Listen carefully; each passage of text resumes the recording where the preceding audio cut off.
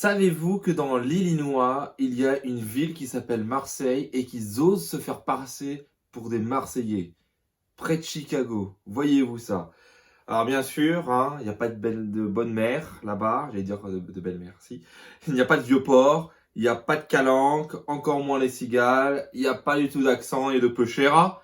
Et surtout, il n'y a pas de l'Olympique de Marseille. Il n'y en a qu'un seul, à jamais les premiers. Je referme la parenthèse.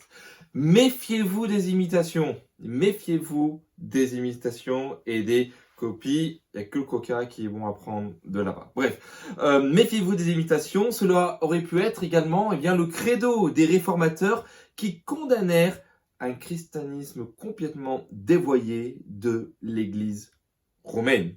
Méfiez-vous des imitations, c'est encore aujourd'hui le credo que je crois le citoyen doit adopter en matière de foi.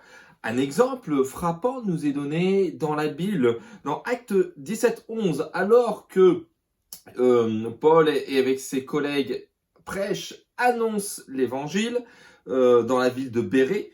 Il nous est dit que ces personnes de Bérée examinaient la parole avec beaucoup d'empressement et ils examinaient donc chaque jour les Écritures pour voir si ce qu'on leur disait était exact.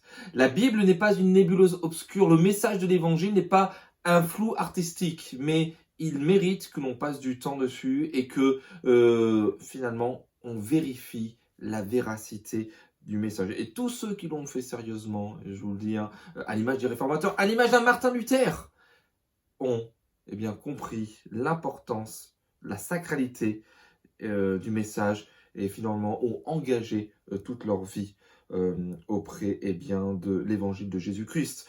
Oui, les Écritures sont le repère, la base. L'Écriture est la parole de Dieu et il nous faut accepter son autorité dans nos vies à cause tout simplement de sa fiabilité. Alors, attention aux copies. Méfiez-vous des imitations, car n'importe quel homme, fût-il un politique, un médecin, un scientifique, un philosophe, je vous dirais même un professionnel de la religion, même avec la meilleure des volontés, ne pourra apporter le bonheur dans la vie de quelqu'un, le salut.